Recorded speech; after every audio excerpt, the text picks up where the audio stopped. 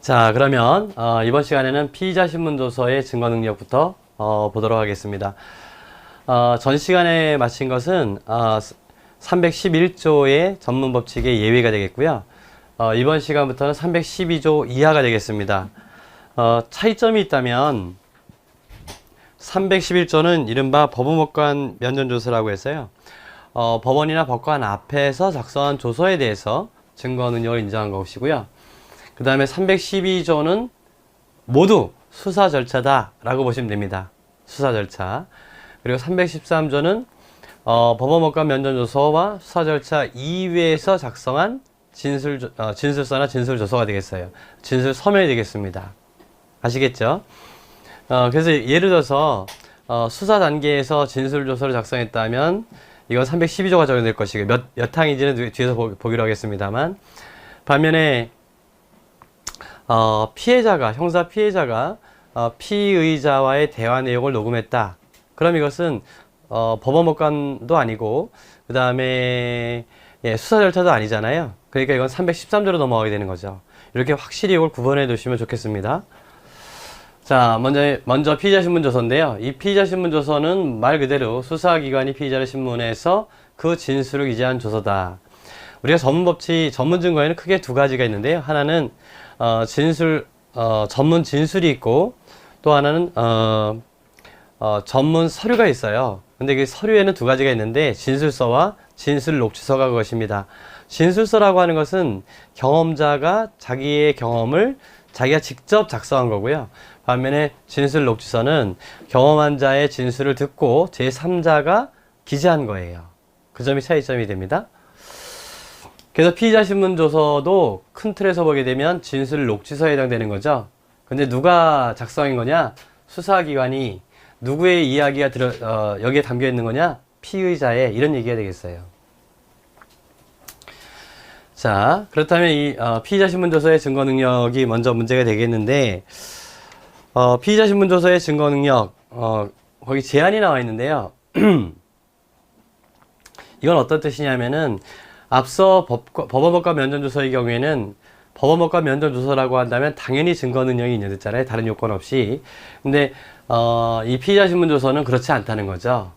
그래서 과거에는 변호인의 참여권도 인정되지 않았고, 그렇기 때문에 수사기관이 작성한 피의자 신문조서에 대해서는 신용성의 정황적 보장이 법관 면전에 비해서 현저히 약화되었다. 그래서 당연히 증거 능력을 인정하는 것이 아니라 일정한 요건 하에서만 인정해 준다, 이런 얘기입니다. 자, 본조의 성격은 문제 안 되고요. 전제 조건이 나오죠. 피의자 신문조서의 증거 능력을 인정하기 위한 전제 조건이 뭐냐? 먼저 진술의 임의성이 보장돼야 되겠다. 이거는 피의자 신문조서에는 분명히 피의자의 진술이 들어있는데 진술 자체의 임의성이 보장돼야 된다는 얘기예요. 여기에는 그 진술이 자백이라고 한다면 309조에 의해서, 자백이의 진술이라고 한다면 317조에 의해서 진술의 임의성이 보장돼야 돼요. 임의성이 없다면 결국 자백 배제 법칙에 의해서나 아니면 311조에 의해서 증거 능력 자체가 인정될 여지가 없는 거죠.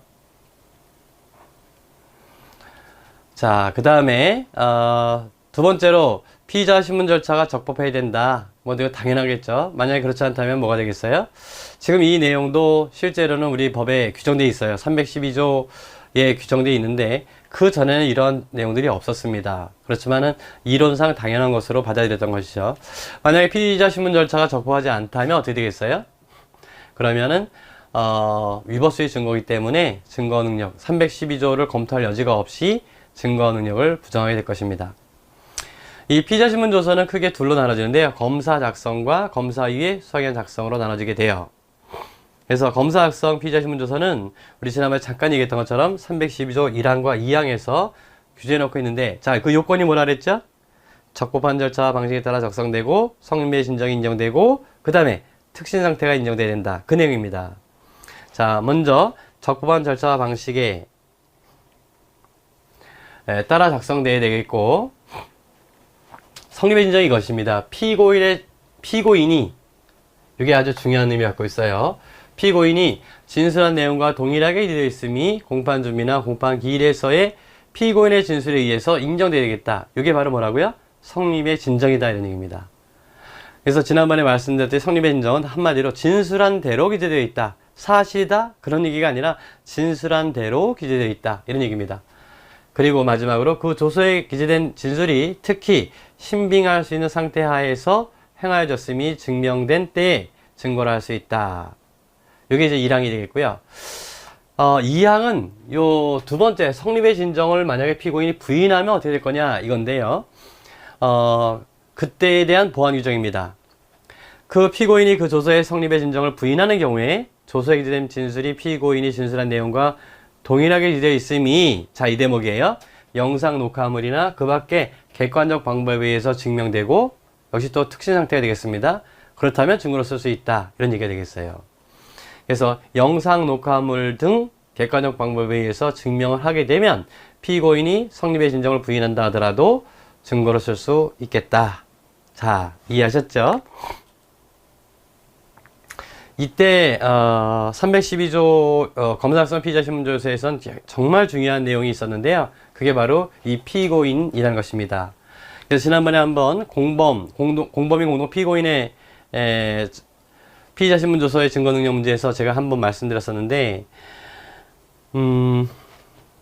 갑과 을이 공범인데요. 갑에 대한 피신조서가 있어요. 이 갑에 대한 피신조서를 갑 피고 사건에 쓰는 경우하고 을 피고 사건에 각각 증거로 쓰는 경우에 그죠? 이때 갑 피고 사건의 증거로 쓸 때는 요게 갑이 요 피신조서에 진술한 자가 갑이 되지 않습니까?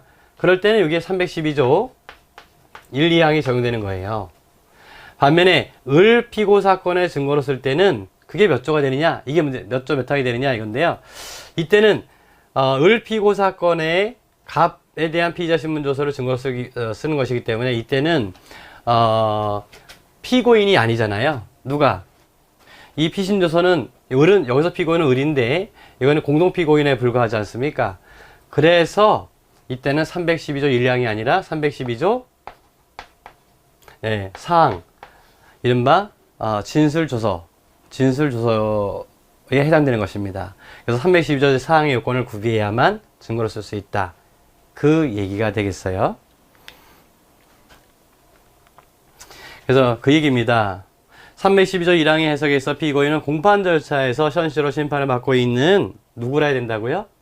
피고인 자신만을 의미하는 것으로 해석할 수밖에 없다. 그 얘기가 됐습니다. 자, 성립의 진정, 이제 세부적인 내용인데요. 이때 성립의 진정이라고 하는 거, 피고인이 동의할 것을 요하지 않는다 라고 되어 있는데, 성립의 진정이라고 하는 것은 앞서 얘기한 것처럼 진술한 대로라고 얘기했어요. 문제 안 되겠죠, 이것은요? 그 다음에 성립의 진정이 인정되기 위해서는 원진술자의 서명 날인이 인정돼야 한다 이건데요. 이거는 이제 어떤 내용이냐면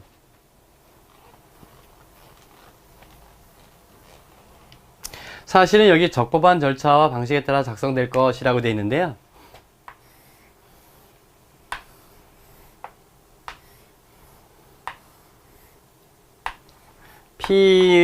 피의자가 갑이라고 한다면 이렇게 되어 있는 거죠.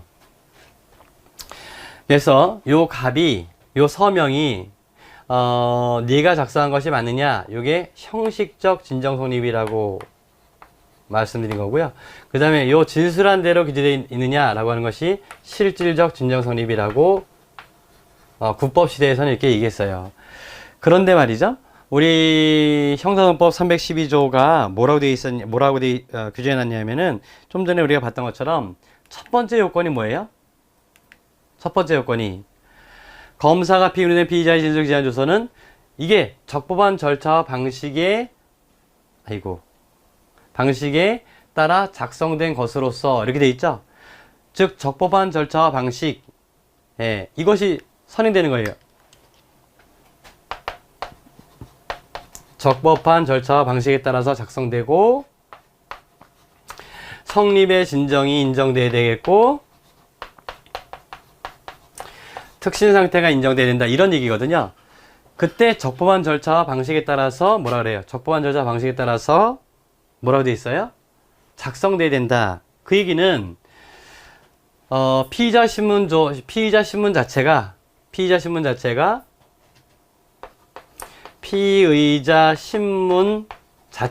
적법해야 되고요.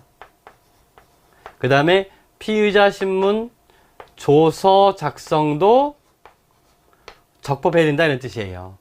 근데 피의자 신문 조서를 작성할 때는 반드시 요 대목이 있어야 돼요.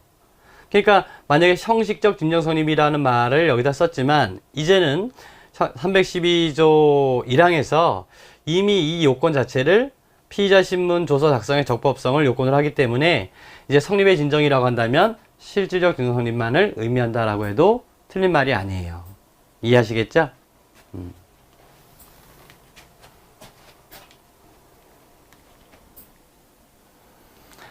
자, 그런 얘기입니다. 그래서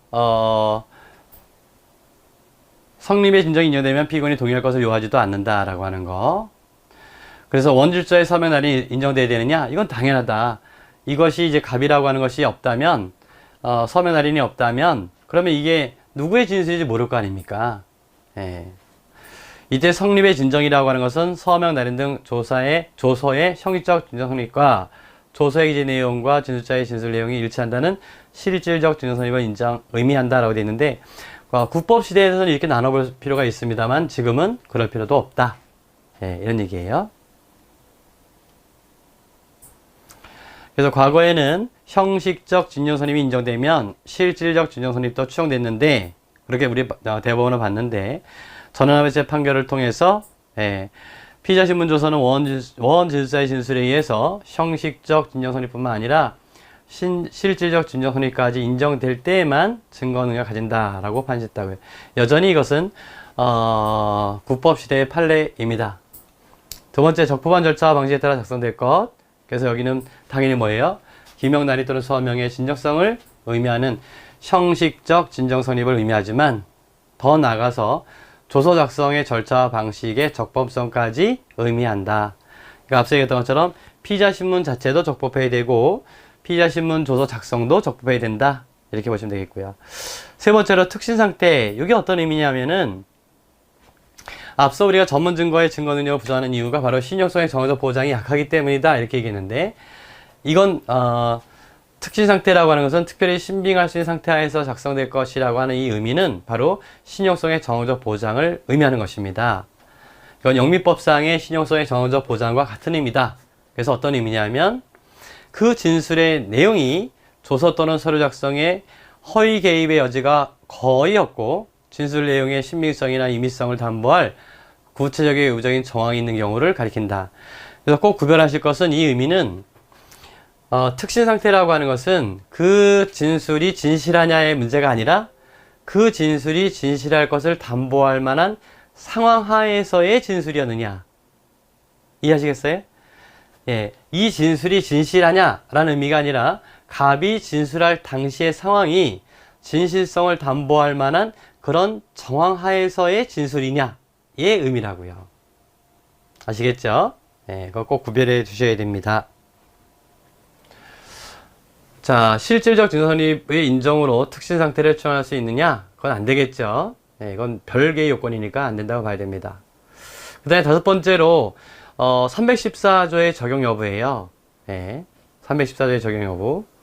근데 앞서 우리 잠깐 봤습니다만 피고인 자신이 공판정에 불출석한 경우에 314조를 적용할 수 있겠느냐?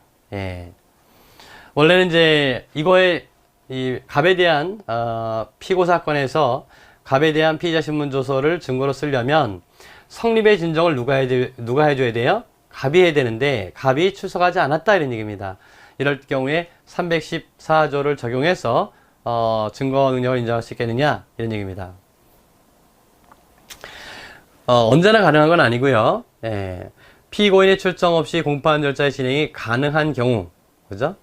예, 그럴 경우 피의자 신문 조서의 증거 능력이 문제될 여지가 없고 요 앞에 정지됐다면 문제 안 되겠죠. 후자의 경우 좀 전에 얘기했던 그 얘기입니다. 318조 2항에 따라 증거동의 의제 제도를 통해서 피의자 신문조서의 증거능력 문제를 해결할 수 있다. 그래서 314조를 통해서 증거능력을 인정할 필요가 있어요, 없어요? 없다는 거죠. 실제로 피고인이 출정을 해야 되는데 출정하지 않고 있다면 우리가 피고인 불출정했을 때의 효과에 대해서 살펴본 바가 있습니다. 그래서 그때 증거조사를 할 수 있느냐 아니면 판결만 선고할 수 있느냐, 증거조사한다면 더 나가서 증거동의까지 해줄 수 있느냐, 이 문제가 있었잖아요. 그래서 우리 대법원은 뭐죠? 방어권 남용설의 입장에서 증거조사도 할 수 있고 또 뭐도 할 수 있다 그랬어요. 증거동의 의제도 가능하다 그랬죠? 증거동의 의제도 가능하다. 그래서 이 경우 피고인 자신이 공판정에 출석하지 않았다면 314조가 아니라 318조 몇 항이라고요? 2항에 의해서 해결할 수 있다는 겁니다. 자, 반면에 공범인 피의자 신문조서가 314조에 따라 증거 능력을 인정할 수 있겠느냐? 그럼 공범의 경우에는 이거는 312조에 의해서 해결할 수는 없고 312조 2항, 1항에 의해서 해결할 수는 없고 사항으로 가야 된다 그랬죠?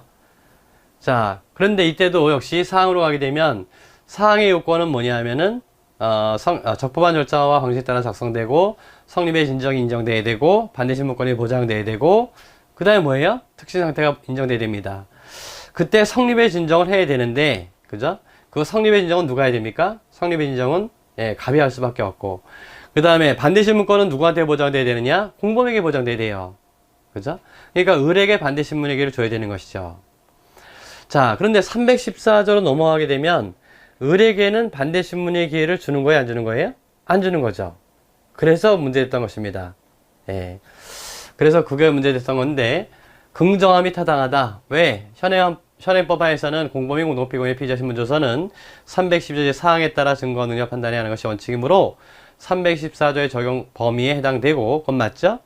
동조서는 원칙적으로 310조 사항에 따라 반대 신문권이 보장되어야 증거 능력이 인정될 것이지만 당사자가 출석하지 않은 경우 반대 신문권 행사할 수 없는 경우이므로 피고인이 있어야 반대 신문권 행사할 거 아니에요.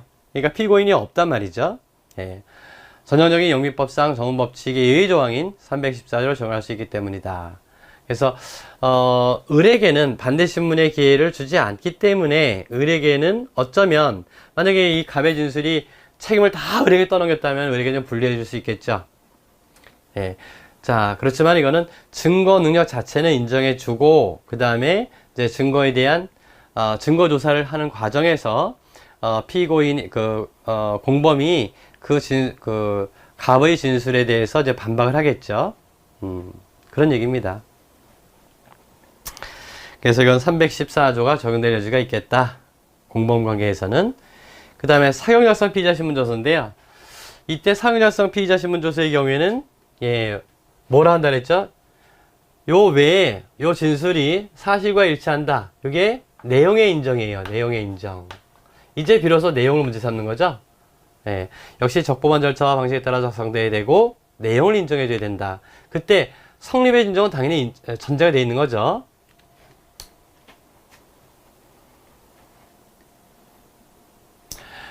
자, 공판 중이나 공판 기일에 그 피의자였던 피고인이나 변호인이 여기 차이가 있죠. 앞서 검사성 피의자 신문조서의 경우에는 피고인이 이렇게 되어 있는데 여기서는 피고인이나 변호인이 이렇게 되어 있고요. 그 다음에 내용을 인정할 때 그 내용 인정을 요건으로 하게 되는 거죠. 증거를 할 수 있다. 자, 그 다음에 이 내용 인정의 의미가 뭐냐 이건데요. 내용 인정은 내가 진술한 내용이 객관적 진실과 일치한다 이런 얘기예요. 방법은 어떻게 할 거냐 이건데요. 이때 내용 인정의 주체는 피고인으로 한정되어 있지 않고 변호인도 할 수 있다는 거. 그 다음에 314조 이거는 뭐냐면 조서의 기재 내용을 들었다는 다른 증인이나 조사한 경찰관의 증언에 의해서 내용 인정할 수 있느냐? 그건 안 된다는 거죠. 이거는 안 된다. 누구만 할 수 있다는 거죠? 피고인과 변호인만 할 수 있다. 이런 얘기고요. 314조의 적용 문제인데 피고인 자신이 그죠? 사용자성 피의자 신문조서에 대해서 314조 적용을 부정해야 된다라고 되어 있는데 판례도 같은 취지다. 왜 그러냐면 이걸 보시죠.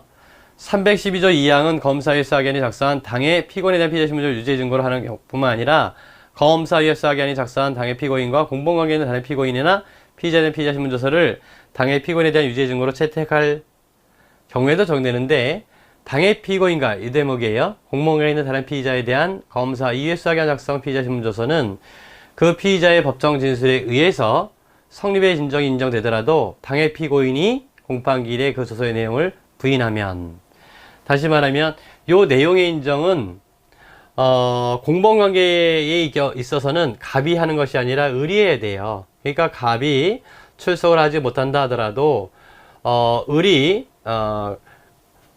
갑에 대한 피의자신문조서, 사경영상 피의자신문조서에 대한 내용 인정권을 할 수 있기 때문에 314조가 적용될 여지가 없다, 이런 얘기예요. 아시겠죠? 그 다음에 이건 굉장히 중요합니다. 꼭 기억하셔야 되고요. 증거 동의 대상이 될 수 있느냐? 예, 이건 대상이 될 수 있다. 탄핵 증거로 쓸 수 있느냐? 이건데요. 예, 피고인이 성립의 진정이나 내용을 부인하는 피의자 신문조서를 탄핵 증거로 사용할 수 있는지, 여기에 대해서 학설 대립은 좀 있다. 그렇지만 일반적으로는 뭐죠? 예, 가능하다라고 보자, 이런 얘기고요. 그 다음에 공동피고인에 대한 사경 작성 피의자 신문조서의 상피고인에 대한 증거 사용의 문제라고 되는데, 이건 이미 우리가 알고 있는 내용입니다. 이때 내용 인정을 누가 할 것이냐, 이 얘기예요. 내용 인정을 누가 할 것이냐. 그래서 내용 인정은 누가 한다 그랬어요? 예, 진술자가 하는 것이 아니라 당의 피고인이 하는 것입니다.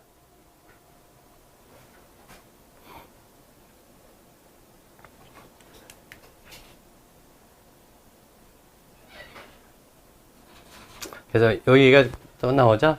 당의 피고인이 공판기일에서 조서의 내용을 부인하면 증거 능력이 부정된다, 이 얘기입니다.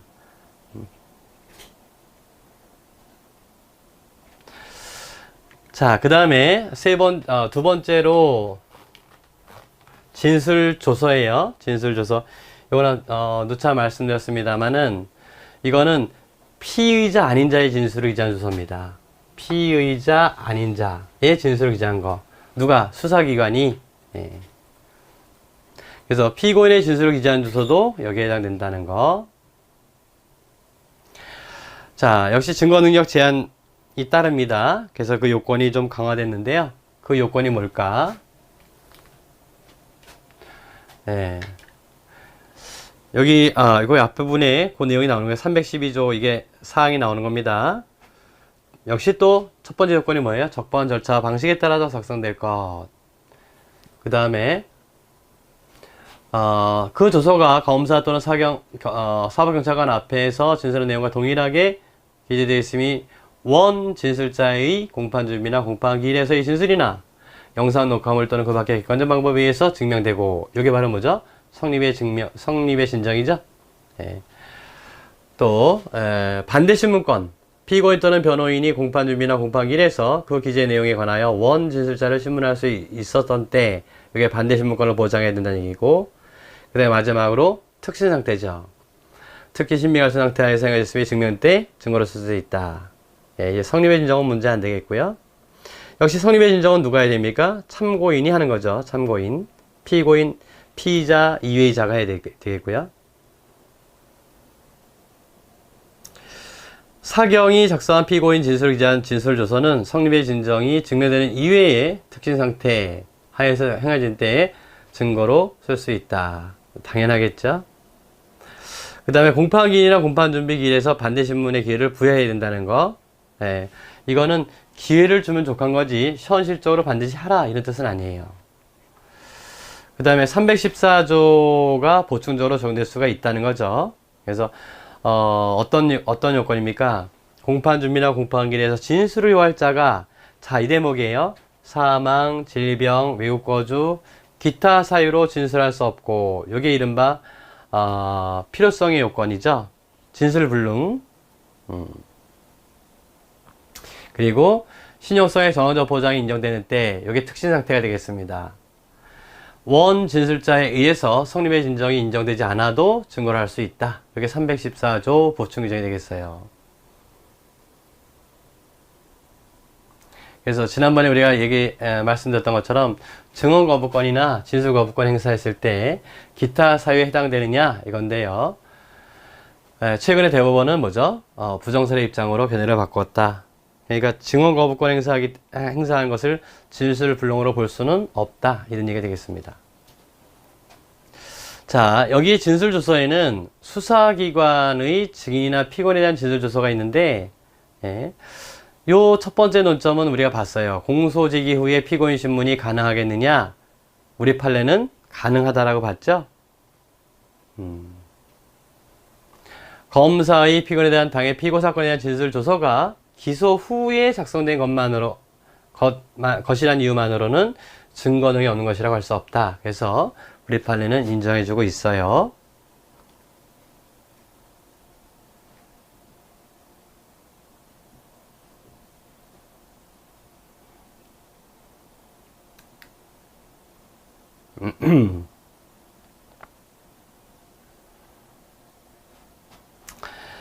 자, 그거는 그렇게만 정리해 두시면 될 것 같고요.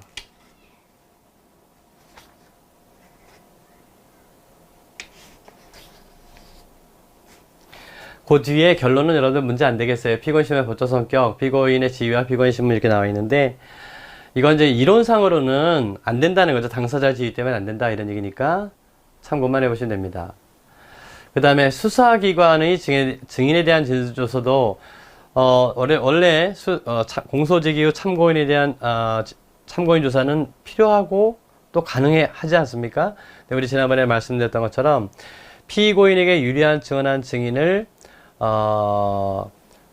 검사가 불러서 번복하게 할 목적으로 불러서 조사하는 거, 그거는 안 되겠다 이렇게 말씀드린 바 있어요. 증거 동의 대상은 되지만 안 되겠다. 그 기억나시죠? 그 얘기입니다. 그래서 공판 중심주의의 소송 구조를 파괴하는 위법한 수사로서 사용되지 않는다고 본다. 종래 판례 같은 경우에는 반대 신문에게를 주면은 증거는 인정할 수 있다라고 봤지만 지금은 그렇지 않다. 그래서 피고인이 증거 동의하지 않는 한 원진술사가 업장에 출석해서 성립의 인정 인정하고 피고인 측 반대 신문의 기회가 부여되어도 그 증언 자체를 유죄 증언을 할 수 있으면 변론을 하고, 이때도 이 증언이 공판정에서의 증언이라고 말씀드렸었죠? 변론을 하고, 번복 증언을 기재한 진술 조서는 증거 능이 없다. 이 입장을 일관하고 있어요. 자, 그 다음 진술서 및 진술서면인데요. 이 진술서나 진술서면은 특히 진술서 같은 경우에는 수사 과정에서의 진술서도 있고 수사 과정 이외의 진술서도 있습니다. 그 다음에 진술서면은 일반적으로는 수사 과정에서의 진술서면은 우리가 진술조서라고 하죠. 그래서 이거는 수사 과정 이외의 진술조서, 이른바 진술을 기재한 녹취서다 이렇게 보시면 되겠습니다. 그래서 여기에 313조 1항이 나와 있는데요. 실제로는 312조 5항을 보셔야 되는데 여기는 그 내용이 없죠. 그래서 그걸 먼저 정리를 해 드린다고 한다면 이런 겁니다.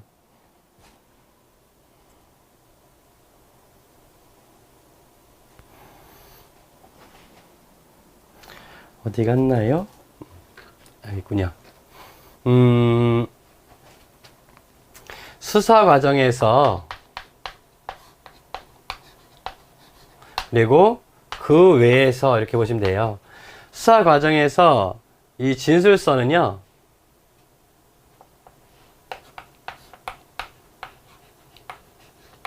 이거는 312조 1항부터 4항을 준용한다로 되어 있어요.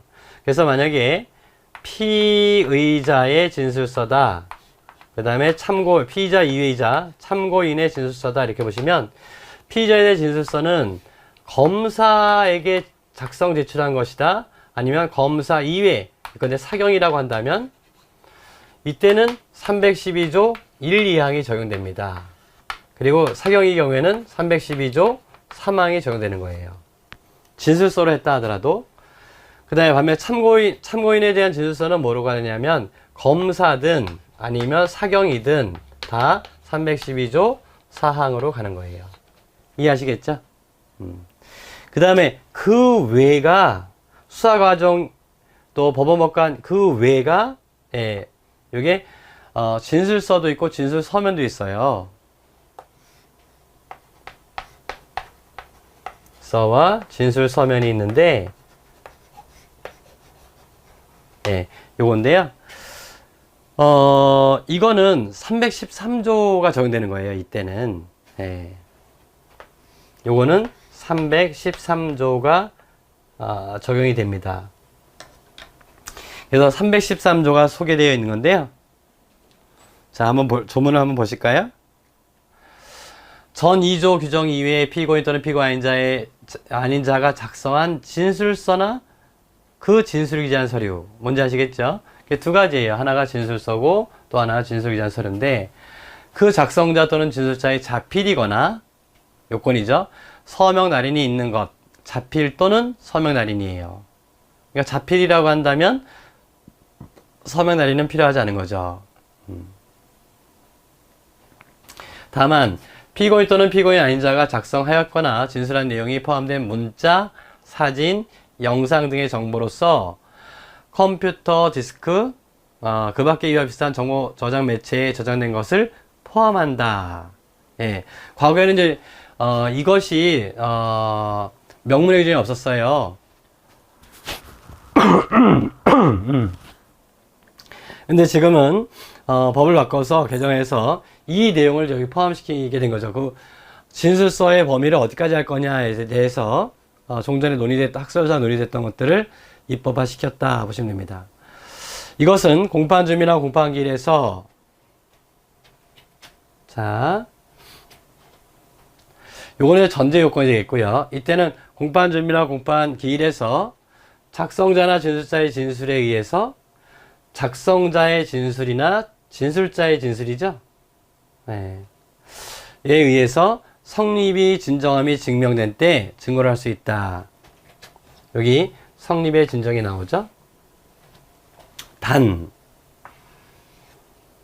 피고인의 진술을 기재한 서류. 그럼 여기 잠깐 한번 보실까요?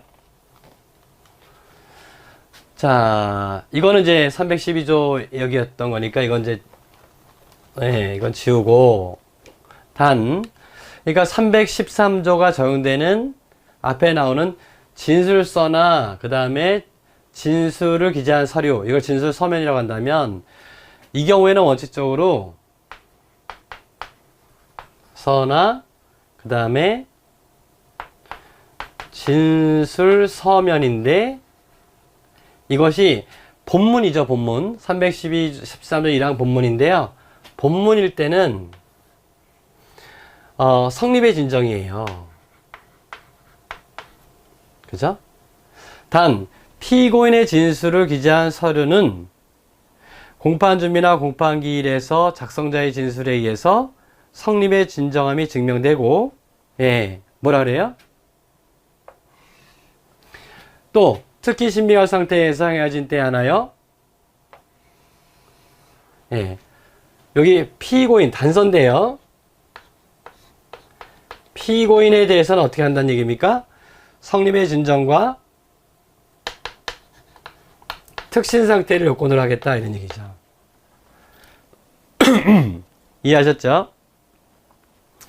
제 1항 본문에도 불구하고 진술서의 작성자가 진술서라고 하는 것은 요정 사실을 체험한 자가 직접 작성한 거죠. 그러니까 작성자와 진술자 요거는 작성자와 진술자가 일치하는 거죠. 반면에 진술서면은 작성자와 진술자가 일치하지 않는 거죠. 1항에도 불구하고 진술서의 작성자가 이거 진술서의 작성자라고 합니다. 공판기일에서 그 성립의 진정을 부인하는 경우에는 앞서 이런 경우에는 뭐라 그랬어요? 성립의 진정을 인정해 줘야 되는데 그죠? 성립의 진정을 인정해 줘야 되는데 성립의 진정을 부정하더라 이런 얘기죠. 그럴 때는 과학적 분석 결과에 기초한 디지털 포렌식 자료 즉 우리가 앞서 얘기했던 것처럼 성립의 진정을 부인하게 되면 312조 제4항에 의해서도 녹음 테이프 등 객관적 방법으로 증명할 수 있었잖아요. 그 얘기입니다. 그래서 디지털 포렌식 자료, 감정 등 객관적 방법으로 성립의 진정이 증명된 때에는 증거를 할 수 있다. 다만 피고인 안자의 작성한 진술서는 피고인 또는 변호인이 이것도 안 나오겠죠? 그럼 제가 여기를 읽어드릴게요.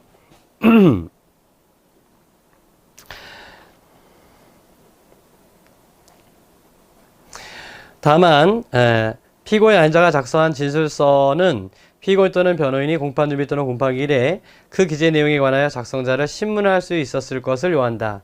그래서 피고인, 그 누구에 대한 피고인 아닌 자가 작성한 진술서에 대해서는 피고인 또는 변호인이 이게 뭐를 주란 얘기예요? 반대 신문의 기회를 줘라 이런 얘기가 되는 거죠.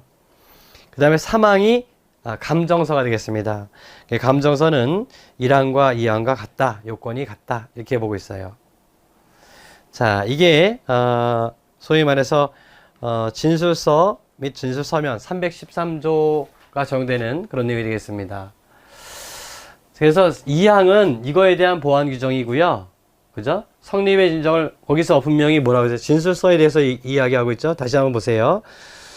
제1항 본문에도 불구하고 진술서의 작성자가 그럼 그것도 한번 본문을 따져볼까요? 보게 되면은 성립의 진정을 누가 하도록 되어 있었냐면은 그 작성자와 진술자의 진술에 의해서라고 되어 있죠. 작성자와 그러니까 진술서라고 한다면 그죠? 여기 진술서라고 한다면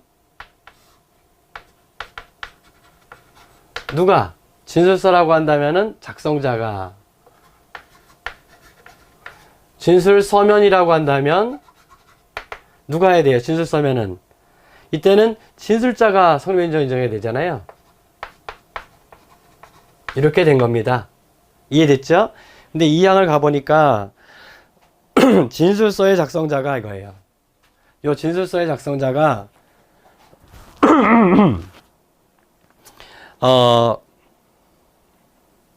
그 본문은 단서는 피고인의 진술을 기재한 서류는 이렇게 돼 있죠. 그 피고인의 진술을 기재한 서류라고 돼 있는데 이 피고인의 진술을 기재한 서류에 대해서는 특별히 제한을 두고 있잖아요. 진술서든 진술서면이든 그런 제한을 두고 있지 않죠.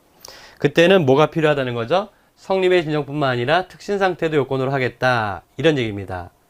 그렇죠? 그리고 나서 2항에서 1항 본문에도 불구하고 진술서의 작성자가 성립의 진정을 부인하게 되면 디지털 포렌식 등의 방법으로 증명할 수 있겠다 이런 얘기입니다. 요 성립의 진정에 대해서는 요 점에 대해서 말이죠. 요거에 대해서는 디지털 포렌식 등의 방법으로 성립의 진정을 인정할 수 있겠다. 이거가 되는 거고요. 다만 피고인 안자가 작성한 진술서는 피고인 또는 변호인이 공판 준비나 공판 기일에 기재의 내용에 관하여 작성자를 신문할 수 있을 것을 요한다. 그러니까 이 진술서 참고인의 진술서에 혹시 피고인에게 책임을 이렇게 떠넘기는 사실과 다른 내용이 들을 수 있기 때문에 어떻게 하라는 얘기예요? 반대 신문의 기회를 줘야 된다 이런 얘기입니다. 이해하셨죠? 이것도 같이 우리가 해석해야 된다 그런 얘기입니다. 자, 그런 내용으로 여러분들 한번 정리해 보시면 되겠어요. 자, 그래서 이제 자료로 들어오시게 되면 잠깐만요. 의의가 나와 있는데 뭐 이건 뭐 특별히 문제 안 되겠죠, 여러분들?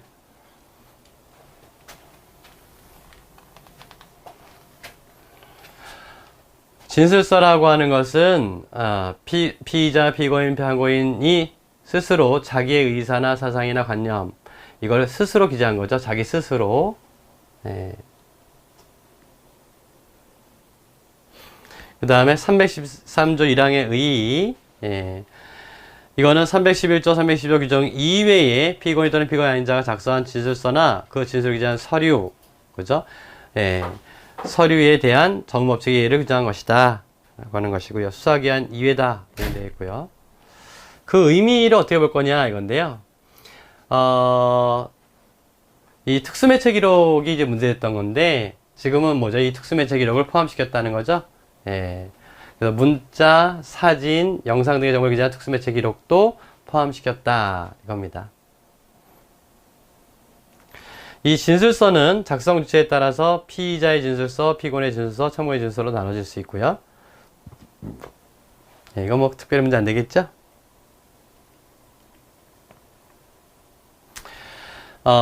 우리 형사소송법은 수사 단계에서의 진술서에 대해서는 312조 제5항에 의해서 1항부터 4항을 준용하도록 규정하고 있다는 거예요. 그래서 아까 정리해드렸던 그 내용, 그것만 잘 기억해 주시면 되겠습니다. 그 다음에 진술서면이라고 하는 것은 진술을 기재한 서류다. 예. 수사기관, 여기서 본조는 313조를 말합니다. 그래서 수사기관 이외의 제3자가 피고인 또는 피고인 아닌 자의 진술을 기재한 서류 및 그 진술 내용이 수록된 특수매체 기록을 의미하겠다. 그럼 피고인 아닌 자의 진술서 또는 진술서의 증거 능력은 어떻게 인정할 것이냐, 이거가 되겠습니다. 다시 한번 보세요. 피고인 아닌 자의 진술서나 진술서면의 증거 능력인데, 이건 여러분 오해하시면 안 됩니다. 수사 단계라고 한다면 당연히 312조로 가요.